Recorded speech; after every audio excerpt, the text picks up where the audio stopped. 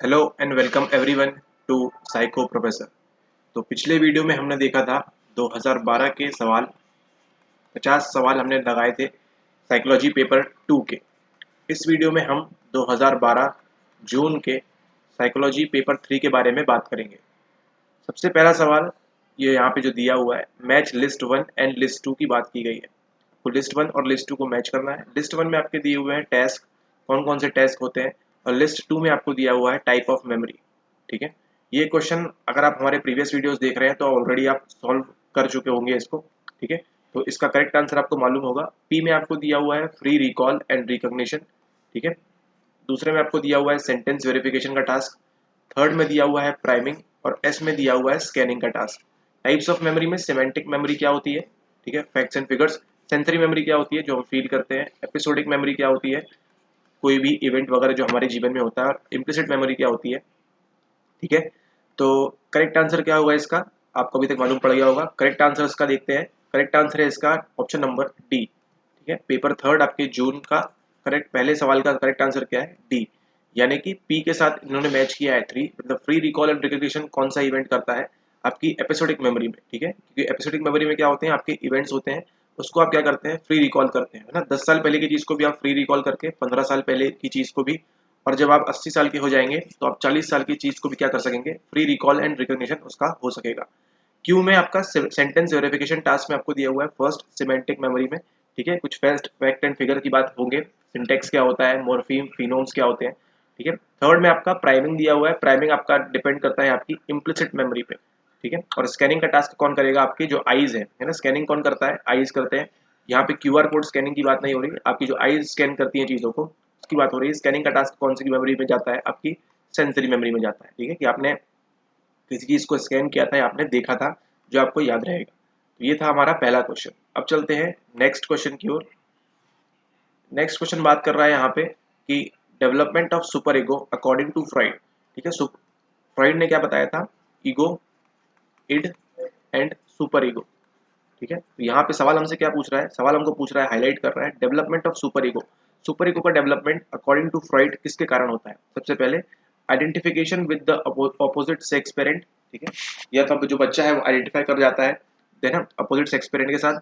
दूसरा है resolution of Oedipus Electra complex. Oedipus complex क्या होता है, इलेक्ट्रा कॉम्प्लेक्स क्या होता है, ये दोनों ग्रीक में एक भाई बहन थे। ठीक है, उनकी बात हो रही है यहाँ पे। फिर सी में दिया हुआ है एज एडवांसमेंट, बच्चा जैसे जैसे बड़ा होता है उसके अकॉर्डिंग उसका सुपर ईगो डेवलप होता है। या फिर एनाटॉमिकल सुपेरियरिटी होती है जिसके कारण वो सुपर ईगो डेवलप करता है। तो फ्राइड के अकॉर्डिंग क्या है, according to Freud super ego क्यों डेवलप होता है, क्योंकि resolution of Oedipus and Electra complex. अगर आप साइकोलॉजी की तैयारी कर रहे हैं नेट एग्जाम के लिए तो ये तो आपको मालूम ही होगा कि ओडिपस और इलेक्ट्रा कॉम्प्लेक्स क्या होता है। ठीक है, कि जब एक बच्चा अपने पिता को हॉस्टाइल मान लेता है, ठीक है, और फिर बाद में समझता है कि नहीं, यही जो व्यक्ति है, ठीक है, ये उनके जीवन में उनको हॉस्टाइल नहीं मान सकता वो, और उसकी माँ के साथ विवाह नहीं हो सकता। ठीक इसी तरह इलेक्ट्रा में क्या करती है, जो बहन है वो अपने पति को आइडल मान लेती है और माँ के प्रति जो द्वेष भावना है उसको हटा देती है। ठीक है, ओके। अब चलते हैं अगले क्वेश्चन की ओर। अगला प्रश्न हमसे कहता है क्वेश्चन नंबर 2, यहाँ थर्ड में अब बात करते हैं। क्वेश्चन नंबर थर्ड हमको कहता है which of the following dimensions do not belong to Costa and McCrae NEO PIR। ठीक है, कोस्टा एंड रिका का जो नियो PIR है उसमें कौन सा डायमेंशन जो बिलोंग नहीं करता। ठीक है, पहला आपको दिया हुआ है कॉन्सेंटियसनेस, दूसरा आपको दिया हुआ है साइकोटिसिज्म, थर्ड में दिया हुआ है एग्रीएबलनेस, और फोर्थ में दिया हुआ है लाई स्किल। ठीक है, तो लाई स्किल जो है और साइकोटिसिज्म जो है वो किसको बिलोंग नहीं करता, कोस्टा और मैक्रे के नियो PIR को बिलोंग नहीं करता। ठीक है, अगर आपको मालूम है नियो PIR क्या है तो नीचे कमेंट करके बताएं, और नहीं मालूम है तो उसको भी बताएं। ठीक है, we will cover this very soon. अब देखते हैं अगले सवाल की ओर। क्वेश्चन नंबर फोर्थ में क्या कह रहा है आपसे। क्वेश्चन नंबर फोर्थ आप ऑलरेडी कर चुके हैं, थोड़ा सा कंफ्यूजिंग है, इसको समझेंगे। क्वेश्चन नंबर 4 आपसे बात करता है when information currently being learned, जो अभी हम चीजों को लर्न कर रहे हैं at present, adversely effects the retention, है ना, इस पे ध्यान देना है, retention of information acquired previously. मतलब जो आपने पहले सीखा था उसको क्या कर दिया आपने, उसको आप पूरी तरह से याद नहीं कर पा रहे, रिटेंशन नहीं कर पा रहे हैं, है ना। आपकी जो क्यूज है उसकी मदद से आप उसको रिटेंशन नहीं कर पा रहे हैं उस इंफॉर्मेशन को। क्यों, क्योंकि जो आप अभी प्रेजेंट में चीज सीख रहे हैं उसके कारण। इसको क्या कहते हैं, क्या ये डिस्टॉर्शन है या रेट्रोएक्टिव इंटरफेरेंस है, प्रोएक्टिव है, और रिट्रीवल फेलियर है। रिट्रीवल फेलियर तो बिल्कुल भी नहीं है। ठीक है, क्योंकि हमने क्यूज वगैरह सेट किए थे। चूंकि हम नई चीज़ को लर्न कर रहे हैं तो इसलिए पुरानी चीज़ जो है वो क्या हो रही है, वो जो इन्फॉर्मेशन है उसको हम याद नहीं कर पा रहे। This is the perfect example of retroactive interference. ठीक है, अगर आप समझ गए रेट्रोएक्टिव इंटरफेरेंस क्या है तो नीचे आप कमेंट में बताइए कि प्रोएक्टिव इंटरफेरेंस क्या होता है। और अगर आपको नहीं मालूम है प्रोएक्टिव इंटरफेरेंस क्या होता है तो इसके पहले की वीडियो है उसमें आपको देखने मिल जाएगा। ठीक है, अब देखते हैं अगला सवाल, क्वेश्चन नंबर 5। क्वेश्चन नंबर 5 आपसे कहता है असर्शन एंड रीजन। तो जो हम क्वेश्चन के टाइप्स देख रहे हैं, पहला कौन सा है, फिलिंग द ब्लैंक्स टाइप है। दूसरा जो है हमको असर्शन और रीजन का देखने मिलता है। असर्शन यहाँ पे दिया हुआ है, median is used as a measure of scale value in methods of equal appearing intervals. ठीक है, सही बात है। रीजन आर दिया हुआ है, in normal distribution mean median and mode are identical. ये भी सही बात है। ठीक है, लेकिन क्या आर और ए एक जैसी बात कर रहे हैं? बिल्कुल नहीं कर रहे हैं, इसलिए करेक्ट आंसर क्या होगा हमारा, बी होगा। Both A and R true, ये दोनों अपनी अपनी जगह पे सही है, but R is not the correct explanation of A. जब भी हमको असर्शन और रीजन मिलेगा हमको ये देखना होगा कि यहाँ पे जो रीजन दिया हुआ है ये इसको जस्टिफाई कर रहा है या नहीं, या फिर इसके साथ कुछ मैच कर रहा है या नहीं। अब देखते हैं नेक्स्ट क्वेश्चन। अगेन असर्शन दिया हुआ है हमको, यहाँ हमसे क्या पूछ रहा है, यहाँ पूछ रहा है research suggest that delay conditioning is generally the most effective method for establishing a condition response. ठीक है, डिले कंडीशनिंग करेंगे हम। ठीक है, ऐसा रिसर्च बोलती है, जिससे क्या होगा, कंडीशन रिस्पॉन्स क्या होगा, अच्छी तरह से इफेक्टिवली उसको हम क्या कर सकते हैं, स्टेब्लिश कर सकते हैं। रीजन क्या दिया हुआ है, condition stimulus helps predict forthcoming presentation of uncondition stimulus. ठीक है, ये भी सही बात है, इसलिए। और आर देखिए ए को कहीं ना कहीं जस्टिफाई कर रहा है, यहाँ भी कंडीशन स्टिमुलस की बात हो रही है, यहाँ भी किसकी बात हो रही है, डिले कंडीशनिंग की एंड कंडीशन रिस्पॉन्स की। तो जो कंडीशन स्टिमुलस है वो क्या करता है, हेल्प करता है प्रेडिक्ट में forthcoming presentation of uncondition stimulus, मतलब कौन सा स्टिमुलस आगे आने वाला है उसकी बात करता है। So option number A is correct, both A and R true, R is the correct explanation of A. अब चलते हैं नेक्स्ट क्वेश्चन की ओर। अगला सवाल कहता है कि विच of the following is not a cause of forgetting. Forgetting यानी भूलना, इनमें से कौन सा एक है जो है जो भूलने का कॉज नहीं है। इंटरफेरेंस, ठीक है, कोई चीज आपको इंटरफेयर कर रही है आपकी मेमोरी में, उससे आप भूल सकते हैं। ठीक है, ठीक है, आपने मेमोरी में क्या किया, मेमोरी को प्रॉपरली ट्रेस नहीं किया आपने, हर बार 3 साल वाली पुरानी चीज आप भूल गए। ठीक है, क्यों, क्योंकि मेमोरी का क्या हो गया, डिके हो गया। रिट्रीवल इनिबिशन, आपने प्रॉपर इसको क्या किया, आप रिट्रीव नहीं कर पा रहे, प्रॉपरली इनिबिट नहीं कर पा रहे। और ऑप्शन सी देखिए, ये जो अटेंशन है ये क्या बताया, ये आपकी मेमोरी में स्टोर नहीं होता है। ठीक है, ये आप मेमोरी में जब आप भेजते हैं उसके पहले ही आपका अटेंशन आता है, काम करता है। ठीक है, तो इसलिए सेलेक्टिव अटेंशन तो आपको ऑप्शन इजीली दिख रहा था, इसलिए option C is the correct answer. Selective attention is not a cause of forgetting. Alright, अब देखते हैं अगला सवाल। 8th क्वेश्चन नंबर बात करता है which of the following attributions of an event. Attribution क्या होता है ये आप नीचे कमेंट करके बता सकते हैं। With positive outcome shall be optimistic, है ना, ऑप्टिमिस्टिक, नॉन डिप्रेसोजेनिक। ऐसे कौन से एट्रीब्यूशन है किसी इवेंट के जो क्या बताते हैं पॉजिटिव आउटकम के साथ, है ना, क्या रहेंगे, वो हमेशा पॉजिटिव रहेंगे, ऑप्टिमिस्टिक रहेंगे। ऑप्टिमिज्म मतलब हमेशा खराब चीजों में भी अच्छी चीजों को सोचना। करेक्ट आंसर है इसका option number C, internal, stable and global causes. ठीक है, ये सब एट्रीब्यूशन है जो क्या करेंगे, आपको ऑप्टिमिस्टिक रहेंगे। नॉन, और मेनली क्या है ये, नॉन डिप्रेसोजेनिक है। अब देखते हैं नेक्स्ट क्वेश्चन की ओर बढ़ते हैं। नेक्स्ट क्वेश्चन कहता है हमसे अ चाइल्ड वाज क्लासिफाइड, एक बच्चे को क्लासिफाई किया गया as a case of mental retardation. Mental retardation क्या होती है कि जब हमारी दिमागी रूप से हम काम करने में रिटायर हो जाए, है ना, रिटायर हो जाए, काम करने में सक्षम नहीं हो पाए। On DSM 4 this diagnosis will be recorded on, कौन से एक्सिस पे इसको रिकॉर्ड करेंगे, मेंटल रिटार्डेशन को एक्सिस नंबर 2 पे रिकॉर्ड करेंगे। तो correct answer is option number B, axis 2। Moving on to next question, अगला क्वेश्चन देखते हैं हम। अगला क्वेश्चन कहता है अवेयरनेस ऑफ वन थॉट, या भी आप ऑलरेडी पहले कर चुके हैं। Awareness of one's own thought process enabling effective learning through correction is called algorithm, analogies, constructive process और metacognition. So this is the correct answer, metacognition. Metacognition होता क्या है इसको समझिए। Awareness of one's own thought, आपका कोई एक thought है, मान लीजिए थॉट ए, उसके प्रति क्या है, आप अवेयर है। ठीक है, processes enabling effective learning through correction is called, इसमें क्या करेंगे, करेक्शन भी करेंगे। लेकिन आपका कोई थॉट है, मान लीजिए नेट एग्जाम को लेके, ठीक है, थॉट ए है, उसमें क्या होता है, ये आपका क्या है, आपका आपकी अवेयरनेस है, आपके खुद के बारे में आपको मालूम है कि थॉट ए इस तरह से नेट एग्जाम होता है, मैं इस तरह से पास करूंगा या करूंगी। लेकिन यहाँ पे क्या होता है, यहाँ पे आप हमसे करते हैं बात, ठीक है, हमसे बात करते हैं, और बात करने के बाद क्या होता है, आपकी कुछ लर्निंग में क्या होता है, कुछ करेक्शन होता है। ठीक है, आपको समझ में आता है कि नहीं, इस तरह से भी हम प्रॉपर अप्रोच के साथ इसको कर सकते हैं। ठीक है, या हमको कोई प्रॉपर गाइडेंस मिलेगा तो हम इसको इजीली कर सकते हैं। ये क्या होगा, आपका थॉट ए क्या था कि मैं इसको क्लियर कर सकता हूँ। ठीक है, देन आप कुछ बात करते हैं, कुछ लर्निंग मिलती है, वीडियोस देखते हैं, आप सीखते हैं, फिर आपको मालूम पड़ता है कि नहीं यहाँ थोड़ा सा करेक्शन की जरूरत है, गाइडेंस की जरूरत है, ठीक है, तो क्या करते हैं आप अपनी लर्निंग को क्या करते हैं और इम्प्रूव करते हैं, करेक्शन करते हैं, यही क्या कहलाएगा, यही कहलाएगा आपका मेटाकॉग्निशन, ठीक है। ओके, अब यहाँ मेटाकॉग्निशन देखिए किस तरह से होता है। जैसे आपने एक वो एग्जांपल देखा है टर्किश आइसक्रीम वाला, है ना, उसमें क्या करता है वो जो लड़का है वो आइसक्रीम आपकी जब देता है तो घुमाता है। आप जो नॉर्मल बंदा क्या करेगा, नॉर्मली जो है वो अपने हाथ से इसको पकड़ने की कोशिश करता है, ठीक है, लेकिन जब एक दो तीन अटेम्प्ट में जो फेल होता है तो क्या हो रहा है, वो उसका अवेयरनेस क्या थी उसकी कि मैं इसको पकड़ूंगा और ये मेरे हाथ में आइसक्रीम आ जाएगी, ठीक है, उसकी थॉट प्रोसेस यही थी। जब भी आपको कोई चीज देता है आप पकड़ते हैं और आपके हाथ में आ जाती है, आप चीज उस चीज को ले लेते हैं, ठीक है, लेकिन यहाँ पे क्या हो रहा है, वो आपको क्या करता है, आपके साथ खेलता है, वो जो यहाँ पे उसके पास लकड़ी होती है उससे क्या करता है वो आपके साथ खेलता है। यहाँ पे क्या होता है, फिर आपको धीरे धीरे आपके दिमाग में प्रोसेस बनना स्टार्ट होती है कि अच्छा इस तरह से नहीं पकड़ पाऊंगी मैं, मुझे जल्दी से पकड़ना पड़ेगा या कुछ कोन को इस तरह से पकड़ना पड़ेगा। थ्रू आप क्या करते हैं ऑटोमेटिकली अपने आप को करेक्ट करते रहते हैं, अच्छा ऐसे नहीं ऐसे नहीं ऐसे, और अंत में कुछ जाके आप क्या करते हैं सीख जाते हैं कि इसको प्रॉपरली मतलब कम समय में मिनिमम अटेम्प्ट में इसको कैसे क्लियर करना है और कैसे जो आइसक्रीम का कोन है आप इसको पकड़ सकते हैं, ठीक है। तो यही कहलाएगा आपका मेटाकॉग्निशन। जब आप क्या करते हैं आपकी क्या होती है इफेक्टिव लर्निंग होती है और आप गलतियों से सीखते हैं। अगला बात करते हैं क्वेश्चन नंबर 11 की। क्वेश्चन नंबर 11 क्या कहता है, क्वेश्चन नंबर 11 कहता है how many subjects would be required in a 3 into 3 into 2 factorial design with 10 subjects per cell. Correct answer is option number D 180। अभी क्या होता है, क्यों होता है, कैसे होता है, ये सब आपको बताएंगे, डोंट वरी, लेकिन अभी आपका है एग्जामिनेशन, इसके लिए आप तैयारी करें, ठीक है, और ऐसे क्वेश्चंस को छोड़ दें। Mechanistic model of growth focuses on, जो मैकेनिस्टिक मॉडल है ग्रोथ का वो किस पे फोकस करता है, role of environment input and behaviour input, evolutionary origin, quantitative increase in learn responses.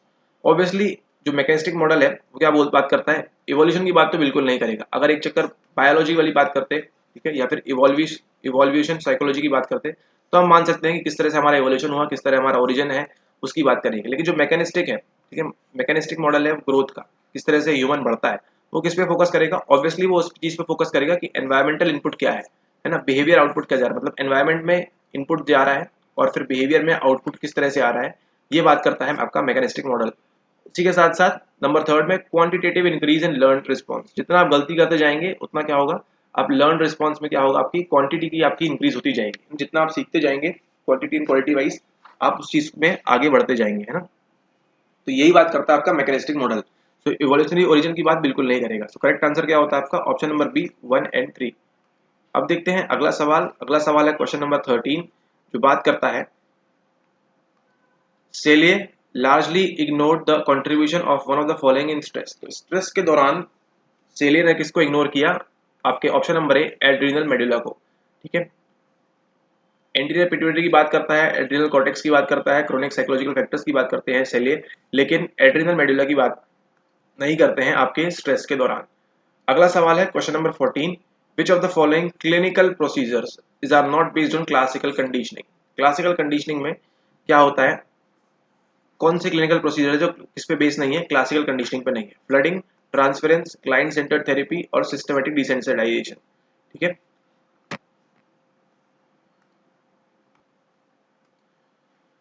तो ये फ्लडिंग में नहीं होगा, ठीक है, फ्लडिंग में नहीं होगा, और किस में नहीं होगा, आपके सिस्टमेटिक डिसेंसिटाइजेशन में नहीं होगा। करेक्ट आंसर क्या है इसका, करेक्ट आंसर इसका option number B 2 and 3। Means transference में हम क्या यूज करते हैं, क्लासिकल कंडीशन मतलब क्लासिकल कंडीशनिंग नहीं यूज करते हैं, ठीक है, और क्लाइंट सेंटर्ड थेरेपी में क्या करते हैं, क्लासिकल कंडीशनिंग नहीं यूज करते। अगर आपको सिस्टमेटिक डिसेंसिटाइजेशन नहीं मालूम है तो आप प्रीवियस वीडियो देख सकते हैं, वहां पे इसको क्लियरली समझाया हुआ है।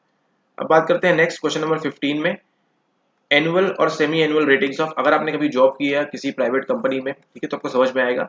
एनुअल एनुअली मतलब साल में एक बार, और semi annual ratings of each employees performance coupled with feedback, है ना। एम्प्लॉइज का परफॉर्मेंस तो देखना ही है हमको, साथ ही साथ क्या देखना है, फीडबैक भी देना है about the ratings they receive, कि उन्होंने जो रेटिंग रिसीव की है 4.2 3.8, ये जो रेटिंग्स रिसीव की है इसमें फीडबैक भी देना है। इसको क्या कहते हैं, इसको कहते हैं हम परफॉर्मेंस अप्रेजल। और इसी परफॉर्मेंस अप्रेजल के आधार पर क्या होती है, आपकी सैलरी में हाइक होती है, इंक्रीज होती है, ठीक है। रेटिंग इन्वेंट्रीज की बात बिल्कुल नहीं है, बिहेवियरली एंकर रेटिंग की स्केल की बात नहीं है, और ग्राफिक रेटिंग स्केल्स की बात भी नहीं है, सिर्फ परफॉर्मेंस अप्रेजल्स की बात है यहाँ पे। अब देखते हैं नेक्स्ट क्वेश्चन। नेक्स्ट क्वेश्चन कहता है लिस्ट 1 एंड लिस्ट 2। लिस्ट 1 में आपको दिए हुए hormones, steroidal hormones, peptide hormones, protein hormones and amino acid derivatives. Synthesize form क्या होते हैं, किससे होते हैं? एन अमीनो एसिड से होते हैं, long chain of amino acids, fat molecule and short chain of amino acids. ठीक है, तो जो स्टेरॉयडल हार्मोन्स होते हैं वो किससे काम करते हैं? फैट मॉलिक्यूल से काम करते हैं। एंड आपके जो पेप्टाइड हार्मोन्स हैं ये किससे काम करते हैं? Short chain of amino acids, इसका सिंथेसाइज फॉर्म है। प्रोटीन हार्मोन्स क्या करेंगे? आपके लॉन्ग चेन ऑफ जो प्रोटीन है आपका वो क्या है? Long chain of amino acids. And amino acid derivatives में क्या होता है? आपका एक अमीनो एसिड का फॉर्म लेते हैं। ठीक है, this is the correct answer, option number A. Question number 17 की बात करें हम, arrange the following needs in accordance with Maslow's hierarchy theory. कुछ नहीं है, सिंपल सा ये प्रश्न है। करेक्ट आंसर है इसका ऑप्शन नंबर डी, 3 4 2 1 5। मीन सबसे पहले आपकी आएगी फिजियोलॉजिकल नीड्स, खाना पानी। ठीक है, ये आपकी पहली नीड्स है। देन आपकी है सेफ्टी नीड्स, आपको चाहिए सिक्योरिटी। ठीक है, देन क्या करेंगे आपकी सेकंड है आपकी लव, आपको प्यार चाहिए, बिलोंगिंगनेस चाहिए। देन आपकी एस्टीम नीड्स, लोग आपकी तारीफ करें। और अंत में सेल्फ एक्चुअलाइजेशन, जब आप कहाँ चले जाते हैं? निर्वाणा, महापरिनिर्वाणा की ओर बढ़ते हैं। नेक्स्ट है आपका क्वेश्चन नंबर 18 की बात करें। क्वेश्चन नंबर 18 आपसे कहता है, ये इजी क्वेश्चन था, What is true for the contention that we are normally driven to eat by the anticipated pleasure of eating? ठीक है, इसके लिए सही क्या है कंटेंशन के साथ? जो हम खाना खाते हैं, ईट, वो किसके लिए खाते हैं? ताकि सिर्फ खाने का जो आनंद महसूस करते हैं हम, एंटिसिपेटेड प्लेजर होता है ईटिंग का, उसके लिए। ये क्या एक सेट पॉइंट थ्योरी है, नेगेटिव फीडबैक सिस्टम है, पॉजिटिव इंसेंटिव थ्योरी है, या होम्योस्टेसिस है? होम्योस्टेसिस क्या होता है? अपनी स्टेज से दोबारा उसी स्टेज पे वापस आना। आप खाना खाते हैं, आपकी भूख शांत होती है और अब वापस आप उसी स्टेज पे आ जाते हैं।